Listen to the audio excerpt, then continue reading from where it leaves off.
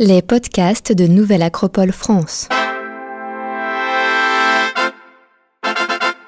La découverte d'outils paléolithiques recule l'apparition de l'homme sur Terre, par Michèle Maurice, formatrice en philosophie à Nouvelle Acropole.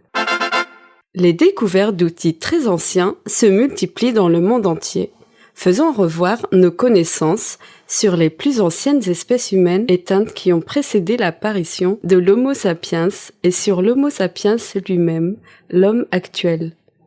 Commençons par la découverte de l'équipe d'archéologues et paléanthropologues menée par Ludovic Slimak, chercheur au CNRS à l'Université de Toulouse, qui repousse l'arrivée d'Homo sapiens en Europe occidentale il y a environ 54 000 ans. Ce dernier s'est aventuré sur le territoire européen de Néandertal bien plus tôt que rapporté jusqu'ici, comme en témoignent des fossiles et outils de la grotte Mandrin sur le Rhône. Autre fait remarquable, cette découverte révèle son occupation de la grotte Mandrin en alternance avec Néandertal, là où d'ordinaire, Sapiens remplaçait ce dernier pour de bon, sans qu'aucun indice ne trahisse une cohabitation entre ces deux espèces humaines. Citons maintenant les outils découverts en Pologne dans la grotte de Tunnel Wilki, où les fouilles successives menées en 1960, puis en 2016 et 2018 ont montré des couches successives de matériaux allant de l'Holocène, environ 11 700 ans, au Paléolithique moyen, moins 40 000 ans. Et enfin, entre 450 000 à 550 000 ans, correspondant à la période de l'Homo heidelbergensis, ancêtre de notre parent, l'homme de Néandertal. Ces artefacts en silex constituent de très rares preuves de la présence des premiers hommes qui se sont aventurés au nord des Carpates, indiquent les chercheurs des universités de Varsovie et de Wrocław dans un article du Scientific Reports du 29 septembre 2022. La cuisson alimentaire déjà dans la préhistoire. Continuons par une anecdote intéressante. On pensait que la cuisson alimentaire était l'invention d'Homo sapiens, il y a à peu près 170 000 ans, mais voilà que des aliments mijotaient déjà 610 000 ans plus tôt.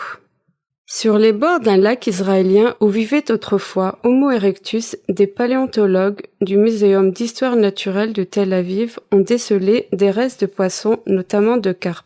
Or, parmi les trouvailles, énormément de dents et quasiment pas d'arêtes. La raison, elles auraient fondu. Contrairement aux dents, qui résistent à une chaleur intense, les arêtes se transforment en gélatine à quelques centaines de degrés, explique la paléontologue Irit Zohar, ce qui laisse penser que les poissons ont été passés au feu.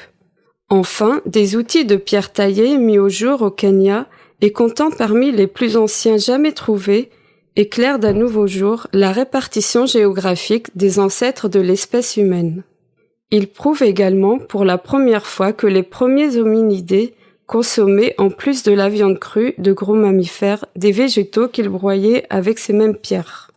D'après la paléanthropologue Emma Finston, conservatrice adjointe du service des origines humaines au Musée d'histoire naturelle de Cleveland, qui faisait partie de l'équipe qui a travaillé de 2014 à 2022 à Nyanga, sur les rives du lac Victoria, ont soupçonné depuis plusieurs années déjà Paranthropus, paranthrope, famille cousine des humains, de s'être servi d'outils.